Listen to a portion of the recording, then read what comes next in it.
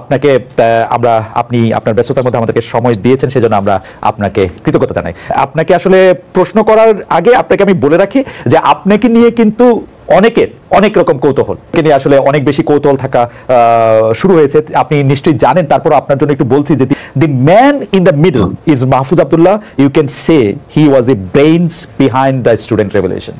তো ব্রেইন বা ডক্টর ইউনুস এই জাতিসংঘে এসে আপনাকে যেভাবে পরিচয় করে দিয়ে থাকুক না কেন, সেটা এটা বা মানে উনি একটা শব্দ বলেছিলেন মাস্টার মাইন্ড। আপনার কাছে কেমন লাগে যে এই যে পুরো ব্যাপারটা ঘটে গেল খুব তাড়াতাড়ি, আপনাকে ধারণা করা হচ্ছে যে ইউ আর দি ব্রেইন বা you are the master mind, you are the one. Mahfuz Alam হচ্ছেন হিজবুত তাহরীর। আপনারা যে কেউ অনলাইনে ভিনা সিকরি বাংলাদেশকে নিয়ে যতবার কথা বলেছে, ভিনা সিকরির আলাপ দেখবেন, তিনি মাহফুজ আলমকে স্পষ্টভাবে হিজবুত তাহরীর বলছেন। এবং তিনি শুধু নন, অন্যান্য অনেকে বলে। সো ভারত তাকে শত্রু, জামাত শিবির তাকে আবার ভারতের দালাল বানাচ্ছে, ইসলামের একটা অংশ তাকে আবার ইসলামের শত্রু বানাচ্ছে। মানে এক অদ্ভুত সিচুয়েশন তাকে দিয়ে। কেন তিনি এটা? তার উপরে সাম্প্রতিক সময়ে জামায়াত শিবির যা করছে এবং তাকে যেভাবে ট্যাগ করছে, তাকে যেভাবে আক্রমণ করছে, তাতে আমার মনে হয় যে মন্দিরের ঘন্টার কথা বলে না, যেই যায় সেই বাজিয়ে দেয়। যারা মাহফুজ আলমের ক্ষেত্রে আসলে ঘটনা তাই হচ্ছে বলে মনে হয়। কেন বলছি? আমরা খেয়াল করবো, এই সরকার যখন ক্ষমতায় আসে তখন থেকে ভারত একজন মানুষকে খুব সিরিয়াসলি টার্গেট করেছে, সেটা মাহফুজ আলম। এখন পর্যন্ত মাহফুজ আলমকে নিয়ে আমি দুবার সম্ভবত বা তিনবার কথা বলেছি, দুবার সরাসরি, আরেকবার ডক্টর ইউনুস তাকে যখন ব্রেইন বিহাইন্ড দ্য মুভমেন্ট বলেছেন তখনও।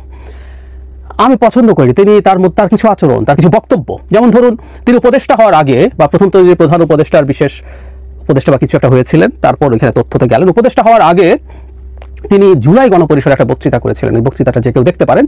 তিনি নিজেকে কার্যত মাস্টার মাইন্ড আসলে দাবি করেছিলেন, এটা তিনিই করেছিলেন। এটা অত্যন্ত বোকামিপূর্ণ, অত্যন্ত বালখিল্যপূর্ণ দাবি ছিল বলে আমি মনে করি। সেটার বিরুদ্ধে আমি কথা বলেছিলাম এভাবে যে কেন এটা কোনোভাবেই একটা পরিকল্পিত মুভমেন্ট হতে পারে না, আলাদাভাবে ভিডিও করেছিলাম। শুধু তার কিছু স্ট্যাটাসের সমালোচনা করেও আমি কথা বলেছি। কিন্তু এই সমালোচনাগুলো থাকবে, কিন্তু একটা গুরুত্বপূর্ণ মানুষ তিনি এই মুভমেন্টের, এতে কোনো সন্দেহ নেই। অনেক গুরুত্বপূর্ণ মানুষদের একজন তিনি, মাস্টার মাইন্ড বলে আমরা সহজে যেভাবে বলি, কেউই নন, আসলে কেউ নন। যে কারোর সাথে আমি এটা নিয়ে ওপেন ডিবেট করতে প্রস্তুত আছি। যাই হোক, সেদিকে যাচ্ছি না। কিন্তু এখন যখন তিনি এই সংকটে পড়েছেন, মাহফুজ আলমের প্রতি আমাদের দৃষ্টিভঙ্গি কী হবে? উনি সংকটে কেন পড়লেন?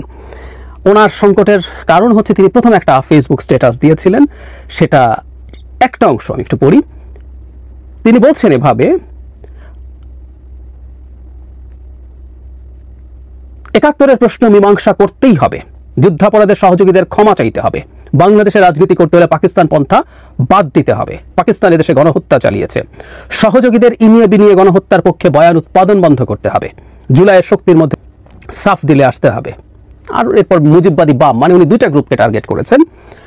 কি সমস্যা হয়েছে আমি ঠিক বুঝলাম না। মানে উনি এখানে তো জামাত শিবির টিবির বলে নাই, তাই না?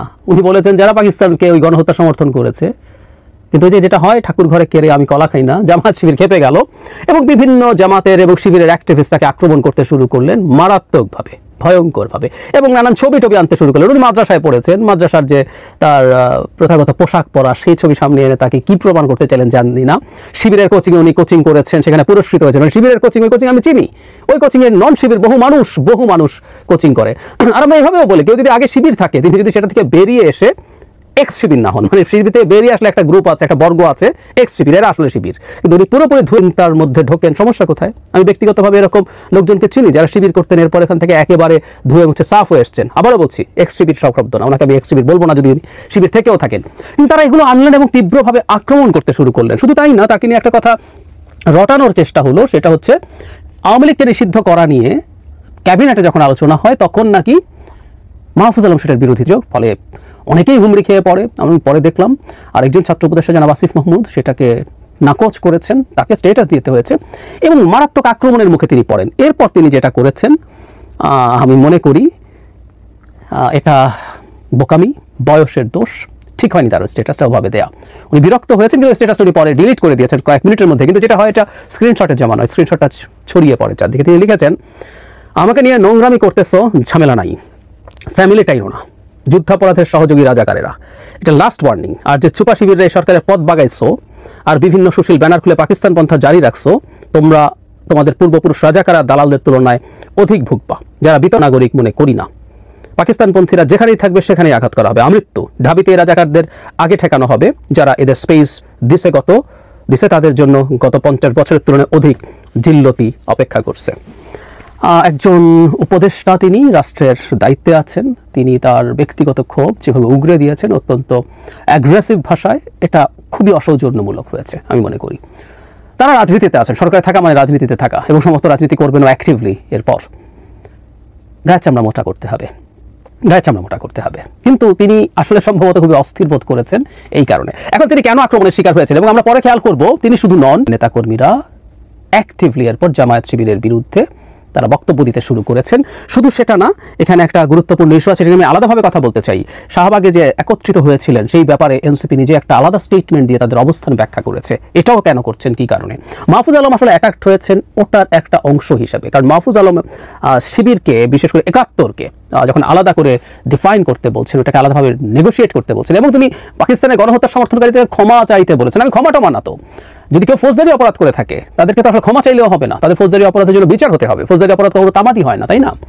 ফলে তিনি সেই দোষে পড়বেন, খুব স্বাভাবিক। এবং তিনি যেহেতু, আমি আন্দোলনকে আসলে এনসিপি, শেখ মাহমুদ বলি, এরা সব এনসিপির লোকজন সরকারে আছেন, তারা এই জন্য প্রকাশ্যে আসছেন না। তারা যখন জামায়াতকে ৭১ প্রশ্ন করা শুরু করেছে, জামায়াত মনে করেছিল যে তারা খুবই সুবিধাজনক একটা অবস্থায় এসছে, তারা এনসিপিকে সামনে রেখে মাঠে নেমে যাবে। সেখানে যখন মাহফুজ আলম এই কাজটা করলেন, তখন খুব প্রথাগতভাবে জামাতের খুব টিপিক্যাল কতগুলো আচরণ আছে। কাউকে যখন পছন্দ হয় না, এই যে এই কার্টুনটা তৈরি করা হয়েছে, লেজে ইন্ডিয়ান ফ্ল্যাগ বেঁধে দিয়ে চাবি দিয়ে তাকে ঘোরানো হয়, যা বলে তা করে। আবারও বলছি, গীতা সিকরি বলছে কিন্তু তিনি আসলে ইউনূসের সরকার যে ইসলামিক এক্সট্রিমিস্টদের সরকার, তার একটা বড় প্রমাণ হচ্ছে তাদের কাছে হিজবুত তাহরিরের মাহফুজ আলম এখানে আছেন, এটা হলো তাদের যুক্তি। সো আমরা এগুলো সব কিছু দেখেছি। কেন এটা হচ্ছে, এর মধ্যে যুক্ত করেছিলাম, তিনি একবার ইসলাম নিয়ে কয়েকটা মন্তব্যের জন্য, ইসলামের একটা ইন্টারপ্রিটেশন, আমি কট্টর বা র্যাডিক্যাল বলছি না, ইসলামের অনেকগুলো ইন্টারপ্রিটেশন আছে, সত্যিই আছে। আমি বহুবার বলি যে যারা মাজার ভাঙছেন তাদের একটা ইন্টারপ্রিটেশন আছে, যারা মাজার ভাঙার প্রতিবাদ করছেন তাদের একটা ইন্টারপ্রিটেশন আছে, যারা কিন্তু এক পক্ষ তার এক পক্ষকে টলারেট করছে না। ফলে মাহফুজ আলম যখন বিভিন্ন ইন্টারপ্রিটেশনের আলাপ আনছেন, তখন এক ইন্টারপ্রিটেশনের মানুষ আবার তার বিরুদ্ধে ক্ষুব্ধ হয়ে গেছেন। আমি শুরু করেছিলাম যেটা তিনি মন্দিরের ঘণ্টায় পরিণত কেন হয়েছেন। আমি সো প্রশ্ন করতে পারেন, চিন্তাকে ভুল বা সঠিক কেউ বলতে পারেন, কিন্তু তিনি একটা নির্দিষ্ট চিন্তার মানুষ এবং তিনি সেটা প্রকাশ করছেন সাহসিকতার সাথে, কখনো কখনো ইম্যাচিওরড ওয়েতে করছেন। তিনি ক্ষমতায় থেকে, দায়িত্বে থেকে, সরকারে থেকে এটা পারেন কিনা এই প্রশ্নগুলো আসতে হবে। কিন্তু তিনি এই যে এনসিপি একটা আলাপ করছিল যে তারা একটা মধ্যপন্থার কথা বলে, আমি ধারণা করি মাহফুজ আলম চেষ্টা করছেন এই মধ্যপন্থাটাকে আপহোল্ড করতে। এই আপহোল্ড করা মধ্যপন্থার সংকটই এটা। র্যাডিক্যাল রাইটরা চাইবে তাদের দিকে যাও, তুমি আমার মতো করে কেন বলছো না, র্যাডিক্যাল লেফটরা চাইবে তুমি আমার মতো করে কেন বলছো না। ফলে তিনি সব পক্ষের আক্রমণের শিকার হওয়ার সম্ভাবনা থাকে, তিনি সেই ঘটনাই করেছেন। এবং জামায়াতের সাথে আসলে তিনি একটা খুব গুরুত্বপূর্ণ জায়গায় ময়দানে নেমে গেছেন, এবং এই ময়দানে নেমে যাওয়াটাই তার, সরি এটা টেকনিক্যালি ঠিক না, এনসিপিকে তার দল বলা ঠিক হবে না, কিন্তু এনসিপির সাথেও সেই সঙ্গে জামায়াত তার ৭১ নিয়ে যে কোনো কিছু যখনই সামনে আসবে, সে অস্থির হবে, তার মাথা নষ্ট হবে, সে সেটাই করতে গেছে জনাব মাহফুজ আলমের সাথে। আমরা মাহফুজ আলমের সমালোচনা করি, দীর্ঘদিন থেকে করেছি, যখন তিনি সমস্যা করেছেন বলে মনে হয়, এবং আমি তার কথা, তার অ্যাটিটিউডের মধ্যে এক ধরনের অ্যারোগেন্স দেখি। এগুলো ঠিক না, সমালোচনা হতে পারে, কারো জানাই শেষ জানা হয়ে যায় না।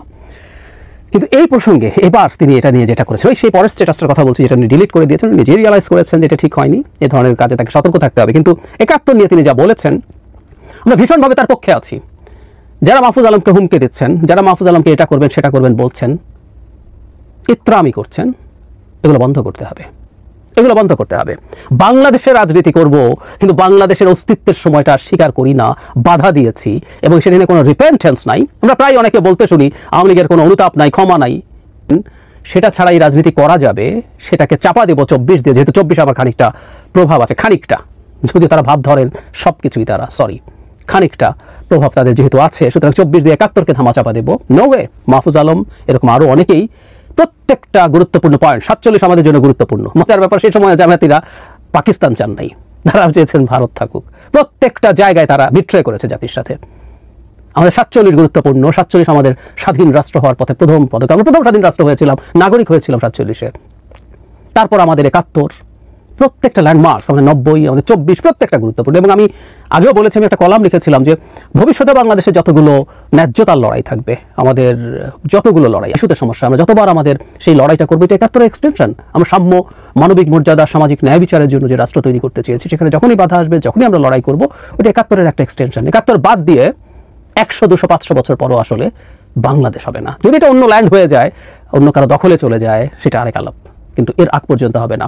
সুতরাং মাহফুজ আলমের সাথে আমরা সলিডারিটি প্রকাশ করছি, আমরা মাহফুজ আলমের সাথে আছি। মাহফুজ আলমের এই